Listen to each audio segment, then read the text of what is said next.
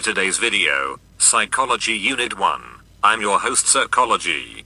Today we will be introducing you to the mysterious world of the mind, but first we must answer some basic questions. What is psychology? What are the approaches a psychologist can take when addressing an issue? What is an ethical research? And what are the laws and rules psychologists must follow when they are conducting experiments or are with a patient? Here we have a picture of a psychologist working with a young child who has developed a disability in their legs, inhibiting them from walking properly. With the care and background knowledge from this psychologist, they will help the child be able to walk properly or help them adapt to their disability. This is not the only job offered in the field of psychology. There are many other professions one can follow, such as social psychologists, developmental psychologists, and many more. But what all of these people have in common is that they believe in healing powers of psychology. Psychology? Well, it's not just a bunch of smoke and mirrors. It is a scientific study of the behavior and mental processes of human beings and other animals.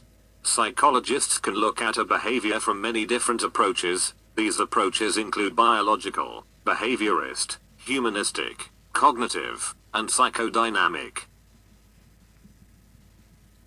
While biological approaches see things as a result of internal processes, a behaviorist will see the results because of one's environment. While a humanist will see things as guided from one's self-image in front of others, cognitive will see them as a result of mental processes of information, while psychodynamics will preserve it as an act from the subconscious. In order for a psychologist to come to conclusions, they must first go through a series of steps. These steps are called the scientific process. In a controlled experiment, there is a hypothesis, an experimental group, a control group, an independent variable, a dependent variable, and a conclusion. All of these things will work together in order to answer whatever question the psychologist may have. Not only is it important to have the variables mentioned, but it is also important to know what type of research method a psychologist is using. There are 5 different kinds.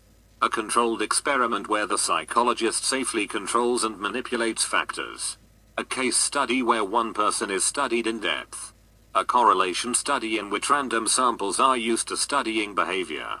A survey, in which random participants fill out a questionnaire. And a naturalistic observation, where a psychologist study people or animals in their natural environment.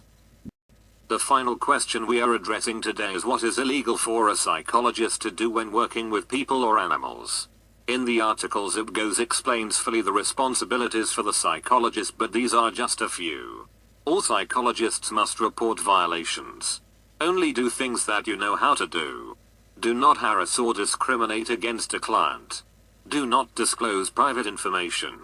Do not falsely advertise.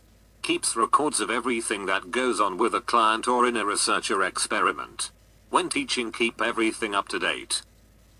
Participants must be informed and give their consent. No unethical treatment of patients. No intimate relationships with clients. Thank you for watching Psychology Unit 1. I'm your host Psychology. Join us next time as we dive into the world of Psychology Unit 2.